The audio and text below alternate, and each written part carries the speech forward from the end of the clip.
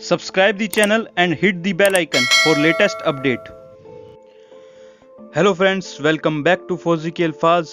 आज हम बात करने वाले हैं इंडियन आर्म्ड फोर्सेस के ऐसे ऑफिसर के बारे में जो हमारे देश के लिए बिना किसी की परवाह किए शहीद हो गए।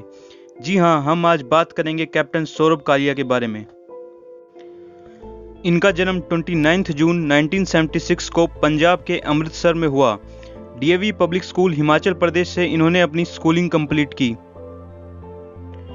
इन्होंने ग्रेजुएशन करने के बाद अपना सीडीएस एग्जाम दिया और फर्स्ट अटेम्प्ट में ही रिटन एंड फर्स्ट अटेम्प्ट में एसएसबी क्लियर की और आईएमए को ज्वाइन किया।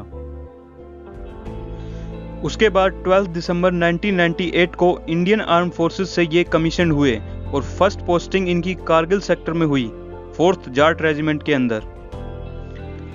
और अगले ही साल 1999 में कारगिल वॉर शुरू हो गया और उस समय लेफ्टिनेंट सौरभ कालिया ने अपने कमांडिंग ऑफिसर को कहा कि पाकिस्तान आर्मी की सबसे ऊंची पोस्ट बजरंग पोस्ट को हम टारगेट करते हैं।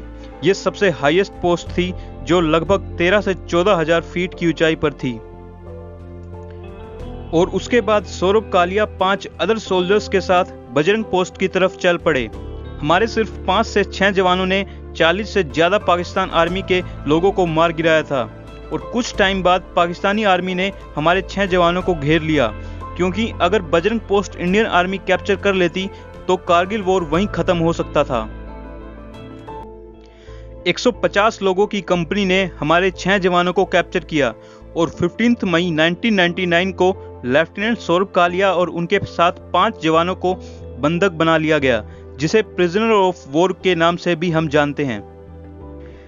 बट तब तक कोई ऑफिशियल नोटिफिकेशन नहीं दी गई थी और अगले ही दिन 16 मई 1999 को पाकिस्तानी रेडियो के द्वारा ये इंफॉर्मेशन आई कि लेफ्टिनेंट सौरभ कालिया और उनके साथ 5 साथी पाकिस्तानी आर्मी की कैद में हैं। और 15 मई से 7 जून 1999 तक टोटल 22 दिन तक हमारे उन 6 जवानों को इतनी बुरी तरीके से टॉर्चर किया गया। जब 9 जून 1999 को उनकी फैमिली को बॉडीज दी गई तो उनके पूरे शरीर के ऊपर सिगरेट के निशान थे, जीभ कटी हुई, हाथ कटा हुआ, यहां तक कि उनकी आंखें बाहर निकाली हुई थी। इस हालात में बॉडी को पाकिस्तानी आर्मी ने वापस किया। और जब उनसे सवाल किया गया कि किस हालत में आपने हमारे सोल्जर्स की बॉडी को वापस किया है, तो उनका जवाब था कि बॉडीज जंगल में रखी थी और जंगली जानवरों ने ऐसा किया। फिर उसके बाद सौरभ कालिया के फादर ने 1999 के बाद 2004 में दोबारा कोशिश की। उसके बाद 2008 में ट्राई किया कि अब इंसाफ मिले और 2014 में फिर से ट्राई किया कि इस बार शायद इंसाफ मिल जाए, पर आज तक हमारे कैप्टन साहब को इंसाफ नहीं मिला। और सबसे बुरी बात यह है कि हमारे देशवासियों को पता ही नहीं है कि कैप्टन सौरभ कालिया कौन थे। हमारे यूथ को पता ही नहीं है इनके बारे में। तो मेरी आपसे रिक्वेस्ट है कि इस वीडियो जितना हो सके शेयर करें, ताकि कैप्टन सौरभ कालिया को इंसाफ मिल सके और लोगों को पता चल सके कि एक सोल्जर अपनी फैमिली, अपने घर से दूर मेरे और आपके जैसों के लिए बॉर्डर पर दुश्मनों से लड़ रहे हैं। और जो लोग ये कहते हैं कि फौज में हमारे लिए क्या किया है, तो उनको मैं सिर्फ एक ही बात कहना चाहूँगा, इधर बी ए फौजी और यू शुड रिस्पेक्ट ए फौजी।